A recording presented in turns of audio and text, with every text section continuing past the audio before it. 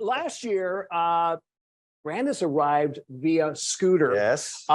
This year, because of Snowmageddon, she decided to walk, but still braving the elements. I mean, that's pretty amazing. We've got Ubers here. But, Yeah, I just didn't want the guys to know I actually came by chariot of fire, heavenly cars, but they get so jealous. I'm glad you got the blue memo. Yeah. Oh yeah, you got the colors. Brandis has been around the industry a long time. One of the best trainers out there. I love this title. I'm anxious to hear what you've got. Now, which one? The 10 things or how to write shorter session titles? Yes. Yes. Yeah. Yes. Yeah. We've got a couple questions for Brandis. Make sure if you want to send Brandis questions while she's in the middle of her presentation, hit the text. What's the text number again, Brian? Can you? I'm putting you on the spot. Yeah, there he goes. Yes, the phone number. 867-5309. There we go. There we go. 913-303-8729. You can text questions to Brandis and any of our presenters over the course of the next day and a half. Queen, Thank you. the floor is yours. Oh, more than the floor, but yeah, good day. Nice to not see you as we're doing this virtually again. Love to be here. And when they were asking me to, put something together for the managers, the first thing that popped into my head was my first days in management, and soon followed by, the 10 things I wish I'd known before becoming a manager. And I love that we had Jack Palance, or Jack Palance, however you want to say it. He doesn't really care anymore how we say it. And he has the one thing. And I said, great, I'm going to come out here at noon and have 10 things. It's like, well, you can pick the one. And as you know, if you've been in management for a while, this will harken back to your first days. And it's good for you to have the 10 things because they still apply. I may not have gotten them all, or haven't really thought about them for a while. And also you may be promoting or hiring the next manager coming in behind you, and you'll know the things that they wish they had known. If you are a new manager, useful to you. And if you're thinking about going into management, well, this should take you right off that track. Never mind, I'm out, right? So when we think about the 10 things that we wish we had known, and once again, I've got my slide thingy not working. I've got one of these new cool little things, and everybody was impressed until I started to use it. There we go. When you're first get into management, you really are an overlooked rookie, unacknowledged as a rookie, the forgotten rookie, as some people call them, because you're often promoted into management because you're really good at what you do. Like, you're really, really good at what you do. And then you get promoted into management and no one taught you how to manage. So if you've got new managers coming up, you got to get them some training. You can't assume they just know all. I mean, suddenly there's all this paperwork, there's reports, there's all this stuff that you got forecasting. Nobody taught you how to do this stuff. And you've got a staff that you are having to deal with. Sometimes you're promoted right out of those ranks, and now you're having to manage people who, a week or two ago were your buddies.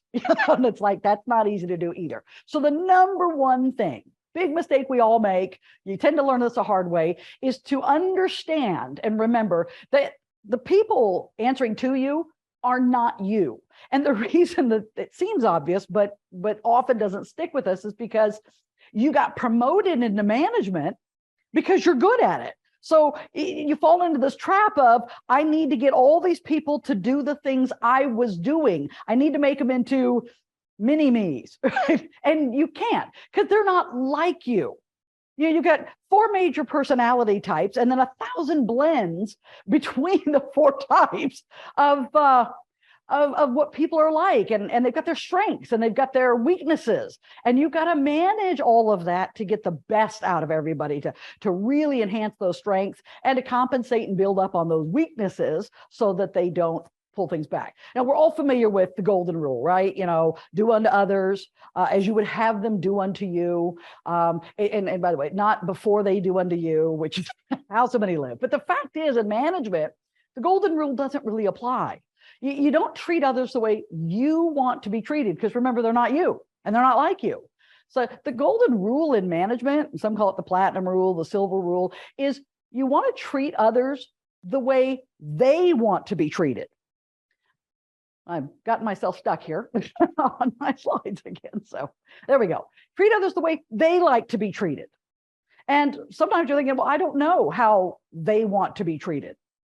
Yeah, then it tells you something right there. Is like, you got to get to know them a little better. You thought you knew them, but how do they like to be treated? Because people respond to being treated how they like. People are motivated by different things. People are inspired by different things. People aspire to different things.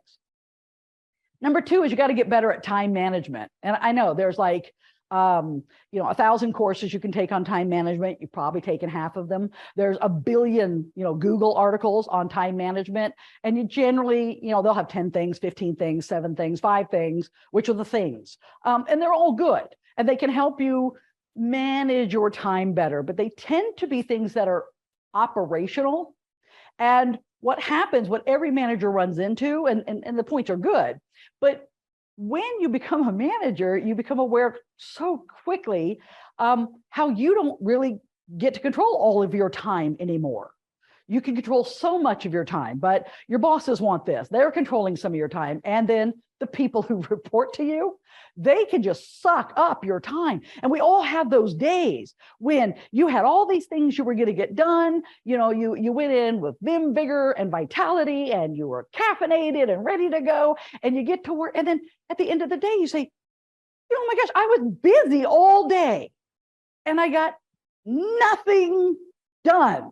And you start wondering, what did I do all day? Because I know I was busy, but my checklist, nothing. It's because all the little time vultures, energy vampires and time vultures, came and pecked away at all your time. So you got to get better at managing what time you can manage, given that you can't manage it all. And then you got to get even better at it. That's one of those things that's constantly improving. You got to be mindful every day of what's going on with your time. And one of the biggest issues in time vulture culture is the got a minute meeting.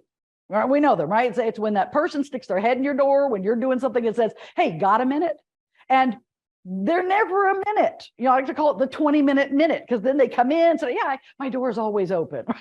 Don't do that. My door is always open. Yeah, come sit down, have a minute, and 20 minutes later, you're dealing with somebody else's problem. It's never a minute. So you've got to be able to manage those minutes. And one thing is, since we know it's never a minute, one of the things we got to do is schedule these. Many managers have learned the practice, and you get this from advisors, everything from the 1-minute manager to Jeff Bezos to just about anybody who's ever managed, is that they'll have a calendar. They'll allocate, like, say, an hour a day. If you don't get a lot of those interruptions, God bless you, 30 minutes a day. But they allocate a certain block of time. And I've seen them even just stick the calendar on the door, but you can do this digitally too. And people who want a minute, have those got a minutes, instead of coming and sticking their head in the door and interrupting you, they go and claim a 10-minute increment, a unit of time. Units are 10 minutes, and they block that out, and they're on the calendar. And when the calendar is full for that hour or that 30 minutes, then everybody else can wait till the next day. And when the hour comes, they can come and have that meeting with you. There's very few problems, I assure you, that are going to be, life and death or burn down the station if they're not solved immediately. They can wait until later in the day, until the allocated time. And here's the thing, when they come in at their allotted time, half the time they've already resolved themselves, so yay, you get to free up some of your time, but they got to do 2 things. The requirement is on the person who wants your valuable time. They've got to bring a summary of what the issue is, a sentence or 2, because we all have those, heaven bless them, the folks who will come and give you the history of the world. How it all happened, it's like, well, back when the earth was void and in the beginning, you're like, no, when did this problem start? So you can, bullet points. I used to require people write it down so they could be succinct about the problem. And they also had to come up with solutions to bring to me. Solutions. See, I wasn't going to be the answer person and solve all their problems. It's not my problem, it's their problem. I'm the manager. I manage them. But if they bring a solution, the coolest thing is most of the time you say, that sounds like a good solution. Off you go. Go do that. They're problem solving for themselves. Sometimes you have to amend the solution. Sometimes you will take 2 solutions they've offered and merge them together into a better solution. But when they bring the possible solution, then they begin to be better at what they do. And it gives you other benefits, which I'm going to talk about right now. Number one, it keeps you from being the chief problem solver. Because as the manager, that's not your job. Check your job description. Chief problem solver is not on your job description. You will have problems to solve, but you are not the chief. And you don't have to solve all of them, because not all of them are your problems, right? So when you help people learn how to solve the problems instead of you trying to solve it, it benefits the people you're managing.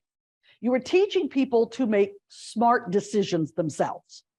When they have to come to you with a solution, they've had to think it through. They've had to reason that through. You know, what other options are there? So they're learning how to think it through, and rather than just come dump it on you, but to make smart decisions themselves. And that's the first thing that you're teaching them to do. Second is, you're going to be building leaders and people who are good leaders. And good leaders are people who have developed that independence and confidence. We want that with our staff.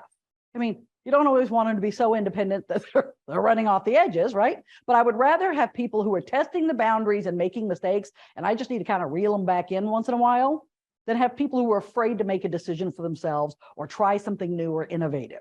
So as they develop that independence of thought and confidence in their actions, they take less of your time with things that you don't need to be solving. And that's a key thing in any team that you need to have management of. I'm going to switch to a mouse that's working for me here. Okay, so as we do this, you're going to be growing those leadership skills. Remember, if you want to be promoted out of your position at some point, much as you might like your job, then you got to grow people behind you. And it's always wonderful to have a leader coming up in your team right behind you, because so often they'll take over the leadership of the team unofficially and solve problems with the team long before they bubble up to where you are. So you have that taken care of. And now you've reclaimed, as Maxine Waters, the Congresswoman, iconically said one time, reclaiming my time. Right? You free yourself for things that are more important. Might be work things, might be going home without having to work late so often and spending time with your family. Might be able to take a vacation without a gajillion emails and phone calls interrupting your vacation. More important things. The fourth thing of the 10, and this is hard for all of us, ask more questions. When you're in management, everybody thinks you have the answers. Oh, if they only knew, right? They think you have the answers. And the smart people ask more questions. I love doing little mini CNAs on my team. When you do those mini CNAs, you uncover more of the problem rather than the surface problem. Again, you lead people to answers they come up with themselves. And this isn't even always about sales, although sales management tends to be where we head on this.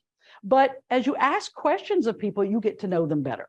So when it's a work situation, and what's the best that could happen? What's the worst that could happen with the scenario? Those kind of questions, and you're grooming them to come up with their own answers and give you more information so you can get right down to the core of whatever it is. But remember, in your time out of the work conversations, when you're by the coffee machine or you find yourself walking down the hall with someone, ask questions about them, their life. It's amazing what will be revealed to you. You know, there's always the folks who have the picture of their pets on their desk. Ask about their pets, ask about family, ask about the vacation they just went on, and get them used to the idea of talking to you. The more questions you ask of people, the more you know about them, how they like to be managed, how they like to be treated, what motivates them. They will share information with you, and you won't always be having to come up with answers for everything. Because very often, I love to be able to say, you know, you're smart enough to come up with a solution on your own. Just come talk to me about it before you execute. and very often they've solved it themselves. Okay. Now we get into some of the little more esoteric stuff. Define, share, and reinforce a sense of higher purpose on a regular basis. Now people say, well, what's the higher purpose? Well, now we're back to Jack and the one thing, right? Your company has a mission. You have a goal or a mission for your department. Everybody that works for you has a vision, a mission, something that makes them get out of bed and do what they do every day. You know, there's a common phenomenon right now. It's called quiet quitting. I'm sure you've read about it. People going to work and they've not quite burned out, but they don't feel appreciated and they've lost that verb. They've lost that thing. And so they'll go in and say, I'm going to work the hours that I'm supposed to work. I'm going to do the job I'm paid to do. And that's it. Not a thing more. And of course, you realize it's costing you. It's costing you in creativity. It's costing you in inspiration and innovation and those ideas, that serendipity of ideas when people are quiet quitting. And they're just marking the time and doing just enough to honor the contract. So when you help people with their own vision of why they're there and the vision for the company, that sense of higher purpose. I love to work for companies that have a sense of mission to what they're doing. Then you get so much more out of people. You know, they do become wildly more productive when they believe in it. People put in extra time, and it's not even about that. They do more with the time they have, and they come up with ideas. They come up with new products to sell, or ways to do this, or ways to work together. All kinds of things that grow that business. And if you've been doing it for a while, you know the difference between the person who's punching the clock and the person who loves to be there. You know, they come in and they're like, I love my job. I know what I'm talking about, and I'm happy to be here. That person is worth 10 people who are just marking the time. So when you're making sure that you're regularly reinforcing the company vision, the department's goals and vision, but tapping into what their personal reasons are for doing what they do, you keep that fire lit. And the cool thing is when you have, I do this because for my family, I do this for my retirement, I do this for, I just have I love to express myself creatively. And then you have your department's goals and visions and the company vision. When that all comes together, well, some of us remember the famous man with the cigar who said, I love it when a plan comes together. Everything just works together so smoothly. So number 6, we're over halfway, right? You got to find ways to build team unity and support. And again, this sounds like one of those things you find in a fortune cookie. It's like, yeah. You remember the times when people used to take the team and we'd go off out into the woods somewhere and you do the rope course, or they'd have people line up their arms out and you fall backwards into them. They were supposed to catch you. You know, we used to go off and do things. One thing about working in media is it's supposed to be fun. This is show business. And sometimes we get so caught up in the business of it, and we need to make the money, right? We need to make the profit. We need to grow. We need to help our clients, et cetera, et cetera. But sometimes we get so caught up in the business that we forget the show. You know, there are people who go out and sell photocopiers. The idea makes my eyes bleed, but the Xerox Corporation loves it. But I got into media and specifically radio because it's fun, or it sounded fun. It should be great fun. You got to have the show. So you have to find ways with your team to build that in. You got to make sure, though, it's fun. Because if it isn't fun for everybody, you're wasting your time. At the last company I worked at, every year, the whole company would go out on some kind of event. And every couple of years, we'd end up going bowling. Not a sport I'm great at, you know, but we would go bowling. And the cool thing is they divided people into teams, but it wasn't like the sales department team, the programming team. They mixed it up, and somebody put a lot of thought into who would work well together and then would pick one of those kind of outsiders who keeps to themselves and put them in there. It was great fun. There was cash and prizes. We learned a lot about each other, like who knew Todd could bowl like that, right? And you loved winning the gift cards, having a good time, but we all came back pumped up, knowing each other better, generally liking each other better. And we'd had a good time, or remembered, oh yeah, that a third of our lives we're spending together every day should have fun in it also, especially if we're going to work in media. You know, people ask, how do I recruit young people to want to come in and sell radio, sell TV, and be a part of the media? It's like, well, one of the things that's lost some of the appeal with young people is it isn't fun anymore. It certainly doesn't appear fun. How much fun are you to work for? How much fun are you having in your workplace every day? And I'm not talking like, you know, making it into a clown car, but how much fun are you guys having every day? And let me tell you, if the spirit's wrong, all the foosball and ping pong tables in your office won't fix it. if people aren't using it and having a good time, right? And when you plan these things, some can be out of the office, some can be in the office, but when you mindfully create opportunities to work together, make sure everyone has a role. Not everybody's an extrovert, not everybody's sociable, but everyone should have a role in what they're doing. Don't let anybody just hang on the side. I mean, they can be the scorekeeper, they can, mind the clock, whatever, but everybody participates so that nobody feels left out or isolates themselves. And the key to this is every time you mindfully create one of these, you should be looking at a problem that needs to be solved.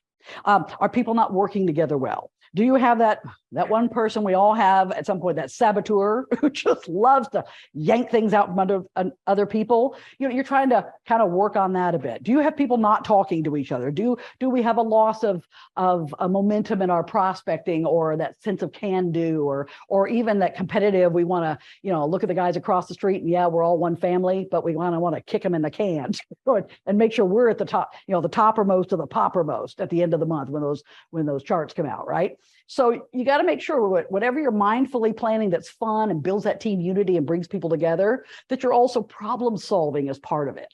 And that's why there is that idea of team unity. They may not all like each other.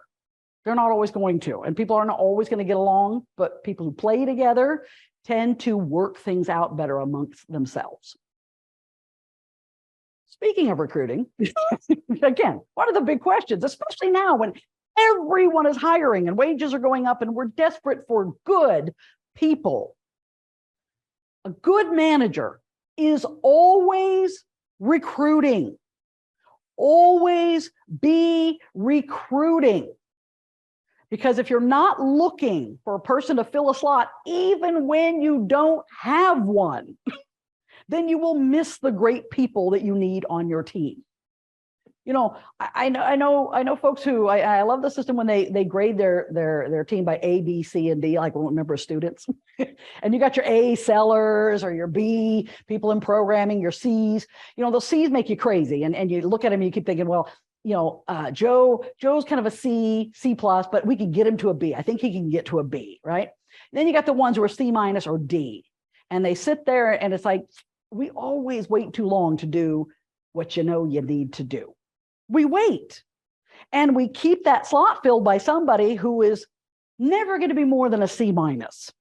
And, so if you like them, I really like this person, it makes it even harder, right? But now you may have people around you who are A or B people for your team that you're not recruiting. Somebody else will recruit them and get them while you're hanging on to that C minus, D plus person who's never really going to change me better. So when you're always recruiting, you always have that sense up. And people will say, well, what if I don't have an opening? Well, that you're back to, Jason, who's on your team, right? We've all done the thing. We waited too long to do what we knew we had to do, right? There's the point where you finally let the person go. Be free, go on to your bright future elsewhere, and you let the person go. Have you ever 3 weeks later thought to yourself, I wish Jason was still here? Never. You're always like, why did I wait so long? When you finally did the hard thing, you never 3 weeks later think, I did the wrong thing. I wish they were here. You think, I should have done it sooner, because this freed things up. So when you're managing a pipeline by always recruiting, and you see that person that you could recruit in who could be an A or B on your team, then you create that opening where the D or C minus person is. When you look at that and say, I got to create the opening here, and maybe you hire that other person first, opening or no, and once they're trained up and rolling, then you let, Jason, for lack of a, euphemistically Jason, you let that person create the opening and let them out. We think about the coverage of the slots we have in our hiring. I only have so many positions, and we want to keep the positions full. We don't want to cut that person loose because it leaves that spot and that's going to hurt us. But remember, if that's not the quality you need, even if it's just a person who doesn't play well with others, if it's not the quality you need, you're missing opportunity. And you don't want just coverage. You just don't want all the little, holes filled. You want the best you can get filling those spots. Otherwise, we have, as you know, the death spiral. The person who's just never going to perform, and it just gets worse and worse and worse, and it keeps dragging your team down, hanging on to people who are never, never, never going to change. So that takes us to number 8. Number 8, onboarding new hires. This is a pet topic of mine. I've worked for a lot of companies, and I've worked for companies who felt they onboarded well. And I've worked for companies that I don't know what they were thinking. I really don't. I've worked for companies where my job title changed the day I showed up. I've been moving into my office only to find out an hour later, it's the wrong office. They actually had a different office, but nobody knew, and tech had set up the wrong office. I'm like, yeah, how welcome do I feel? How prepared do I think these people are? So if you don't want to burn and churn people, you have to truly onboard them. And you hear that phrase, the devil is in the details. To truly onboard somebody, it's in the details. And I'll give you a couple tips here, okay? Nothing impresses a new hire better than coming in and their business cards are on the desk.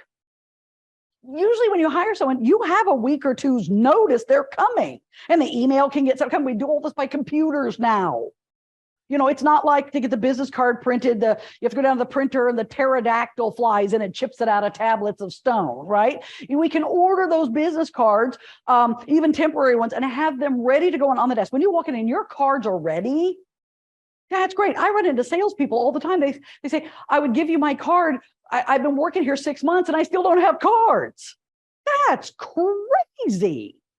They can't get out and do what they need to do, and they don't feel terribly welcome. It's like, I'm not certain I'm staying because I don't even have cards ready. In fact, I would say beyond the cards are on the desk, but there's a stapler and scissors and Scotch tape. Oh, sorry, that's a brand name. The invisible tape. You've got their supplies there. They can always go bring their own stapler if they want a swing line or something like that. They can bring their own stapler from home, but there's nothing like being the new kid and 3 days in, I need scissors, and I'm wandering around the building trying to figure out where I can get scissors. You're still new, and I'm an extrovert, and I'm still like, who do I even ask, right? So you want to make sure everything's ready to go when they get there so they can settle right in. You do want to arrange that first week or so where they every day meet with another department, a get to know you. And it's not a Jeopardy game or fill out the questionnaire. Get to know them and a bit of what they do, but let them know the other people in the building. Powerful. Your new kid shows up, and listen, your employees all like each other and they get a bit cliquey. They all do, right? And lunchtime comes and they all go off to lunch. And guess what? Your new employee is standing there. Maybe they brought a brown bag, but come on, remember grade school? The loneliest kid is the new kid, and everybody goes off to lunch with their pals, and there's no one to eat lunch with the new person. They do not feel welcome. It's going to take them longer to settle in if they ever do, because now they don't feel part of the team. So arrange well ahead of their start date that each day you've already targeted who's going to take the person to lunch. A couple of people from the sales, it can be 2 people, a couple of people from the sales team, a couple of people from traffic, and always 2 will take you out to lunch and just get to know you. It's not an interrogation, but for the first week, that new team member never eats lunch alone. And Friday, by the way, is your day. Friday, you take them out of the station, off to a nice place, and just get to know them. They'll give you feedback on who they met, who they kind of clicked with, who they liked, how that went. And you get wonderful feedback on your team, but you get a sense of how they're going to fit in, and they just feel so welcome. One of the other things I saw done after I'd gone to work for a place, but they had learned a few things that was awesome, is the manager went around through the entire station, every department, to every member, and had a picture of the new hire and said, this is Stephanie, had her Facebook picture. This is Stephanie. Take a good look because she starts Monday. And if you see her, make sure you say, hi, Stephanie, introduce yourself, and make her feel welcome. It was so great when she showed up on Monday, because the receptionist, oh, you're Stephanie, come on in. Somebody passing the hall, one of the programming guys go by, oh, Stephanie, nice to see you.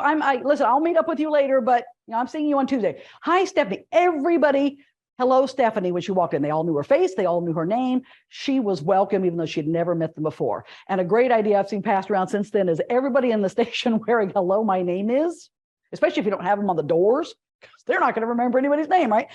Stephanie doesn't wear the hello, my name is, because they all know who she is. But everybody else, hi, my name is Steve, production.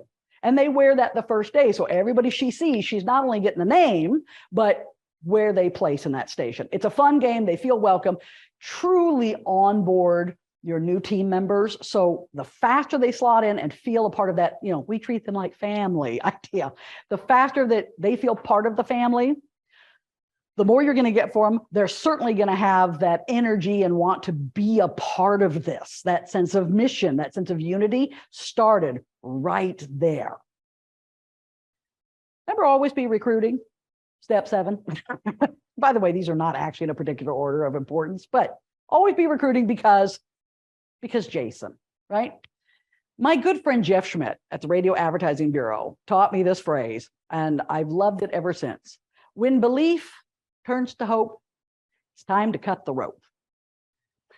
It just is. We know this moment. I tell you, if you get into management, the first thing you're going to learn is when it's time to cut somebody out, it's time to release them to a new future, you feel awful. Even the meanest people in the world don't actually like firing people. I don't know that that's true, but I'd like to believe it's true. I've never met anybody who actually liked firing people unless they were angry in the moment, right? You feel awful. And managers, new managers, long-term managers, you tend to put it off as long as you can because you don't want to feel bad. And boy, don't you just hate that employee who knows they're in the wrong position? And when an employee knows that they're miscast and it's not working out for them, they're afraid to let go. So they're hanging on for dear life in something they're not a good fit in. Their life is miserable. They know the axe is coming one day. They're in that state of constant desperation. And you're sitting there getting that sick feeling in the pit of your stomach, say, well, I'll do it next week. Well, I was going to do it this week. Oh, but now we have this. I'll do it next week.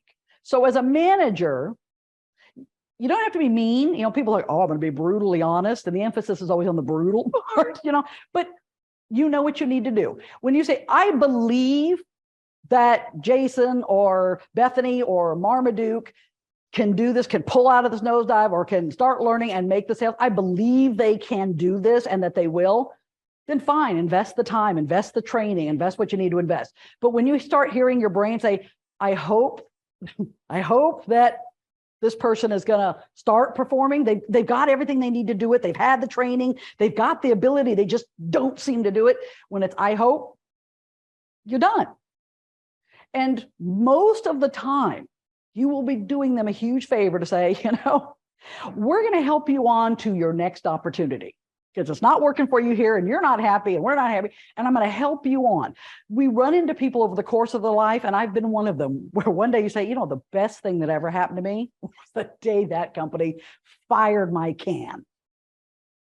It felt terrible at the time, but I was grossly miscast, and it freed me to go find that thing I do so well, that voodoo I do, and you can soar. So sometimes it feels bad, and they may not like you for it, but cutting them loose frees them to go do something they're better suited to do.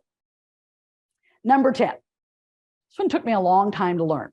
View the team's performance as a reflection of your own.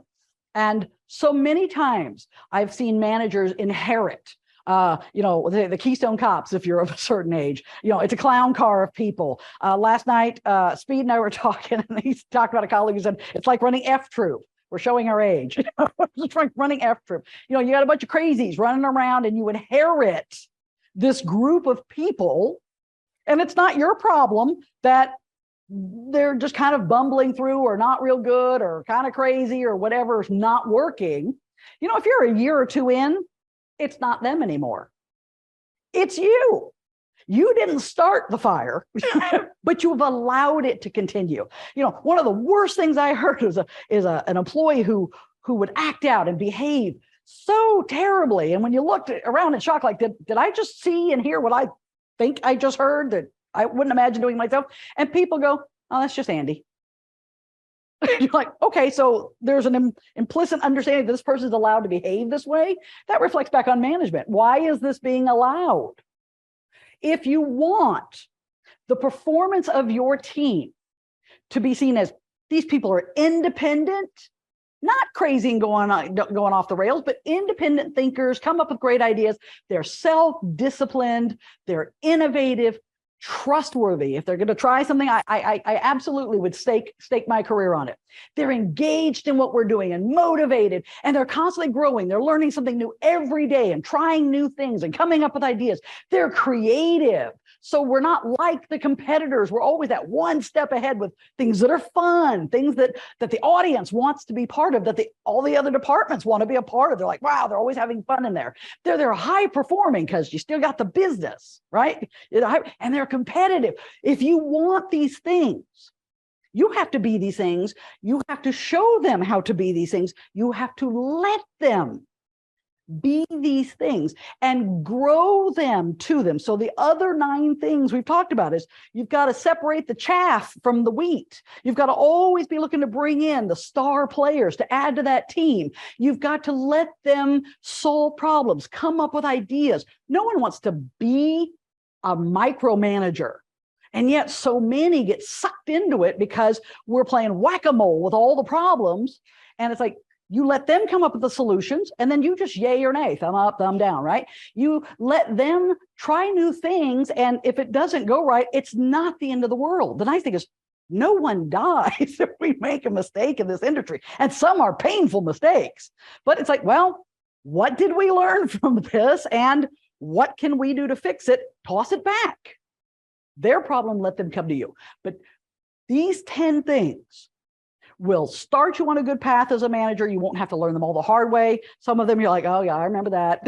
I remember that. And I know some who've been in management for a long time, like the onboarding and stuff, are saying, why didn't somebody tell me that 5 years ago? Because the next one I hire, that's what's going to be happening to them. Love the teamwork.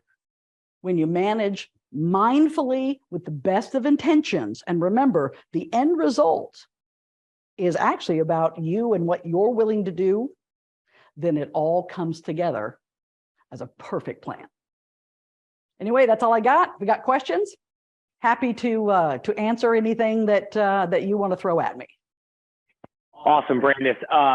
We're getting a lot of text questions. I would remind folks to, again, send us those text messages. You can ask questions directly to Brandis, and I'll feed them right here live for her. So send us a text, not phone call, text, 913-303-8729. So I know Speed and Darren, we just have hundreds and hundreds of questions that have come in before and during the event as well. So you guys have a couple that we've got printed off and queued up. Yeah, and we've also got some text questions that come in as well. We got a question that was text to us from Abilene. We'll get that one next, but let's I love start this here. one. Okay. Yeah. All right. We found this one and it had your name written all over it. See? It's spelled correctly. It was, yeah. So anyway, here's the thing. This was not from a manager. This is from another seller. And the question is this: individual from Texas, you know who you are, from a salesperson. How do you keep sales managers focused on developing good sales meetings? Yeah, and this is from a salesperson. Yeah.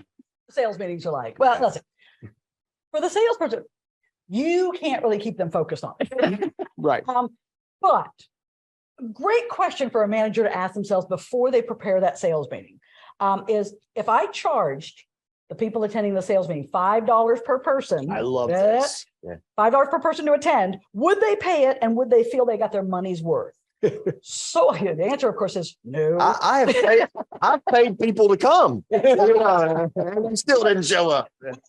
It is absolutely the case. The thing we've got to do is you got to remember that's showtime. And there's basic business you got to cover. Percent of goal, where we at, what's your gap to goal, all that good stuff. But you need a theme. And that's the one thing that I think a lot of us neglect to do. Have a sales training theme and make it 3 or 4. I'm going to be doing negotiation sessions. I got 4 of them coming up. Give them something to prepare for. Give them something to participate in. Yeah, and the thing is, so often it's like, oh my gosh, we have sales meeting in 30 minutes. And then you start planning. You can't do that and make it work. So you're right. You have to know ahead of time what you're going to do. Please don't include anything that could have been an email. I love that blue ribbon. I just survived a meeting that should have been an email. You can email out to them. Here's the rankings. Here's the stuff that, that literally can be an email because they're going to ask you to send it anyway. That doesn't need to be spoken about in the meeting. And I tell you, when it comes to training, the fastest way to learn is to have to teach it. Yeah. So have one of your sellers who's been working on negotiating things better or prospecting, If each week Yep. one of them has to spend 5 minutes teaching the other something about that topic, not the whole topic, just one thing they've learned or are doing better with or got results from, your engagement with your team will be far higher. Maybe not $5, but I'd say $3.50.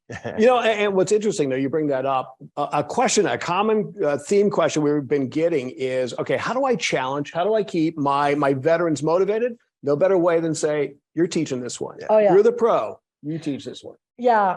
Darren and I were talking about something very similar, not talking about, veterans and learning new things and doing new things. Keeping veterans motivated. I mean, some are just competitive. As long as they're ahead of everybody else, they're great, except notice they never get ahead of themselves. And you're like, I need to not just be at the top, but keep learning and growing. Some of the veteran sellers are into learning something new every day, are into making the changes. Some, as long as they're at the top, they're happy to cruise. And those are the ones who will drive you. I can't say these words on this. Okay. Back something Oh, no, crazy. Start in the video. Jack Allen said it. Yeah. Thanks. Yeah. Because the problem is, and one thing, this should be the 11th thing you learned as a manager, you can't motivate them. And how do I motivate my people? Well, the good news is you can't. This is not your problem. The bad news is you can't. You can help keep them motivated, but again, asking the questions, getting to know, find out what motivates them and keep hitting that little button, and then you'll see them rise. You know what? Go ahead. No, fire away. It's interesting. My first year in management, I had he was a former manager. I was now his boss. He was probably 25 years older than I was.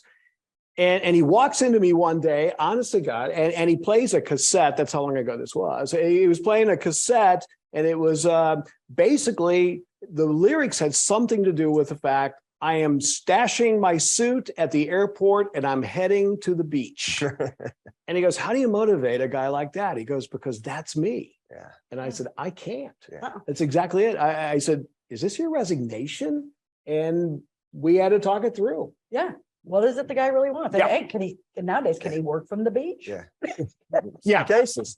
I think the thing sometimes we get frustrated in the management world with our sellers who we don't feel like they're getting excited about what we're doing. Yeah. And we're not really giving them a reason to be excited. Isn't that true? Exactly. Okay. Well, Our salespeople get frustrated because their clients aren't engaging them in the manner they expect, and they're not giving them a reason to really get excited and get engaged with them. Our old friend Zig Ziglar had an old quote. Okay. And it was, you're right. Motivation doesn't last, but neither do baths. That's why we recommend them every day. So motivation is tough if it's not supported and reinforced consistently. You know what? This bath thing is kind of a revelation for me. Well, no, we can tell. Yeah. 3 days. I got it. It's You got one. I do. This came in our text line, and I wanted to throw this at Brandis. Okay, sorry. And well, actually, excuse me here. I need my glass because it says for Brandis. Okay. What do you think it would do to morale as we create a culture of always looking to replace people? How can we avoid that? Well, if you don't have to know, Yeah. you don't come out of the Hawkeye and say, who's leaving? The cool thing is we find great people in retail and our own experience. Just because you're always looking for that person, it can take you months to find them. You know, when you see them, you're like, oh my gosh, I've even seen them at waiting tables. You know, it's like, if I had a job opening, or if you would be working for me. So that's what you're looking for. Someone who's available, someone who, you run across, and you already know the spot they can go into. So yeah, your team doesn't need to know you're always looking. And I tell you this, your team, when they do start to notice that the lowest players, the ones who are holding everybody back and tend to be Debbie Downer and always have an excuse, that they keep disappearing and being replaced by really sharp people, your team actually appreciates that. They're like, man, we're all high level players. And if they're competitive, it's the knives sharpening knives, the whetstone. Your team will love that the people who make them craziest are gone and have been replaced by people similar to themselves. Okay, so Brian just kind of motioned to me. I think we've kind of got some questions stacked up on the text line. So if we can, we do. keep Keep sending in those text messages, right? I come from a large family, so yeah. And they're literate. All right, here's one. The manager said where they're from, so I'm gonna blank that out here. But how do you handle the star on-air performer who is toxic to the entire team? Ooh, Oh, yeah. yeah. Well, it's Brandis? yeah. Yeah. It's a little Yeah. touchy. No, and we know this person. And if you don't have any influence with the program director and the general manager, or they're just unwilling to do something about the star on-air person who becomes, flamethrower proof, then it's your job to run interference and keep them away from your people. I hate that you have to do that, but you're going to have to keep working with your people on, don't listen to that. Don't pay attention to that. That's not about us. But you're going to have to run interference to make sure, hey, when we're having sales meeting, you don't come in. And I've seen it happen. They come in, they interrupt. No, you don't get to do this. You don't get to put my people down. You are the buffer. Was But I this would a talk to salesperson program. or on-air person in the question?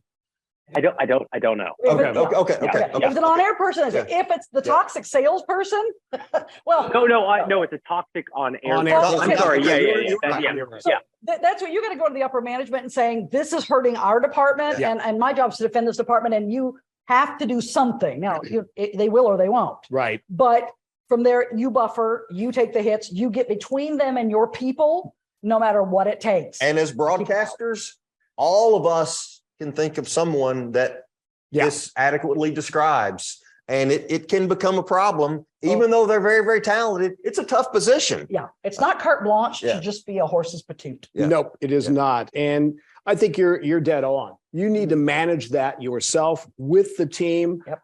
You're isolating that individual and you're taking the hit up front and positioning it back. That's our job is Yeah. to make sure that we're keeping that team running. Is seamlessly. it bad? Let's take that on-air person. And I guess I'm asking the question now. Sure. In a world where we can work remotely and we can send somebody home and they set them up a studio, would it be bad in that instance to say, hey, you go be you go be creative, you go do that morning show or whatever? I just want you to do it from home. If you have the authority, sure.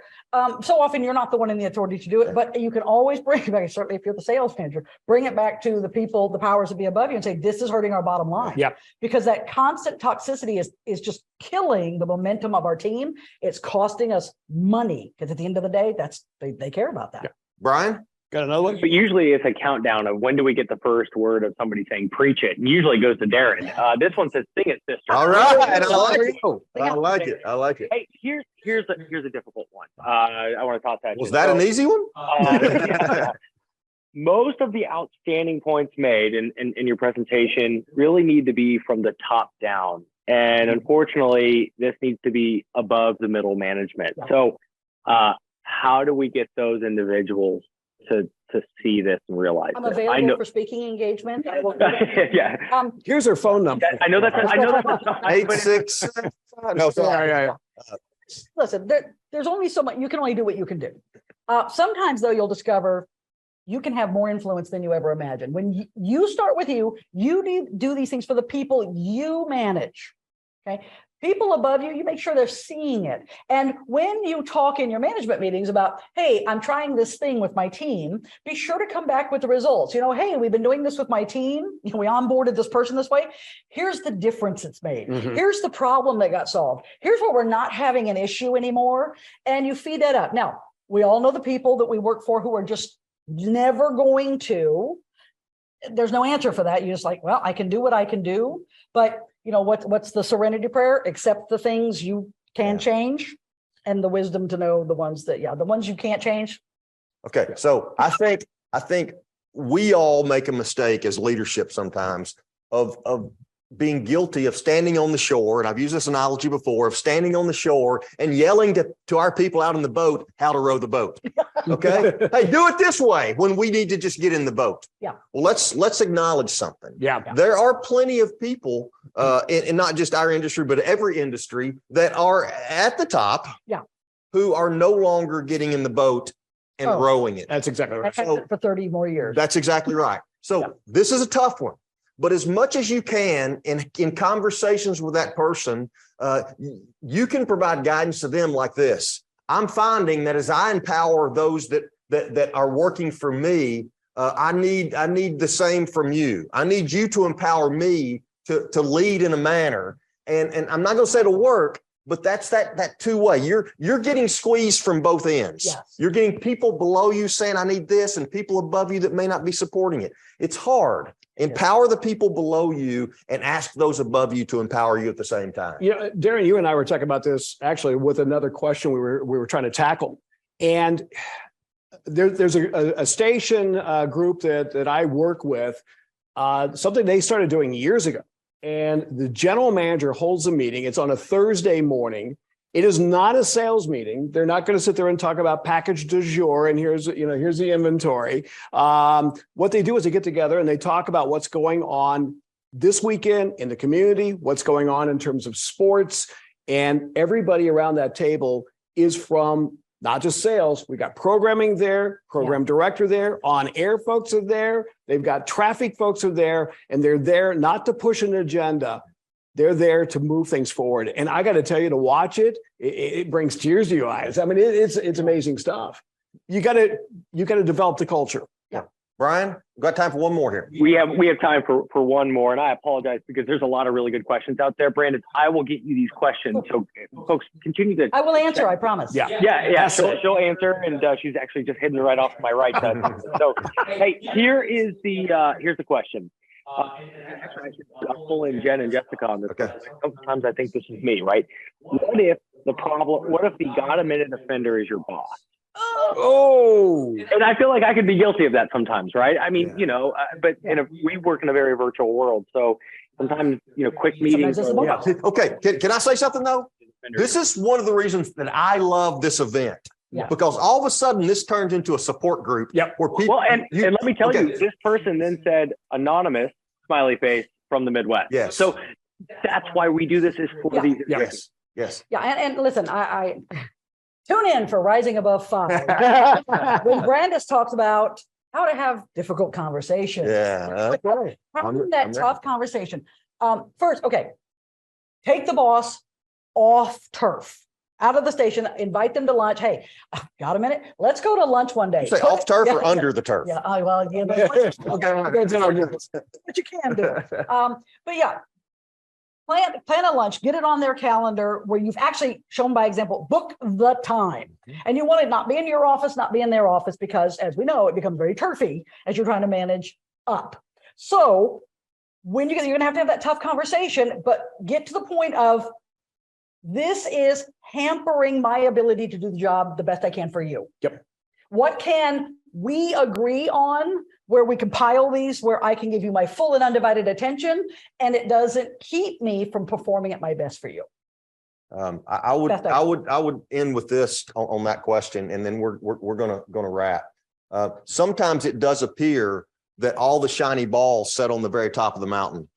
And the top of the mountain always has the shiny ball that they want to bring down the mountain, and always, okay, what about this? So as much as you can control what you can control and narrow your focus down to a point that you're really focused on the things that you have to accomplish, it'll help you maneuver the shiny ball, got a minute conversations. Yeah, it is a give and take. I mean, there are times when shiny ball is going to roll whether you like it or not. Yeah. And you've got to basically sometimes they need to. Yeah, set some guidelines, work out some compromise, and the best way to do that is get off campus and have that discussion. Yeah, what's it costing them and the company for them to do it to you?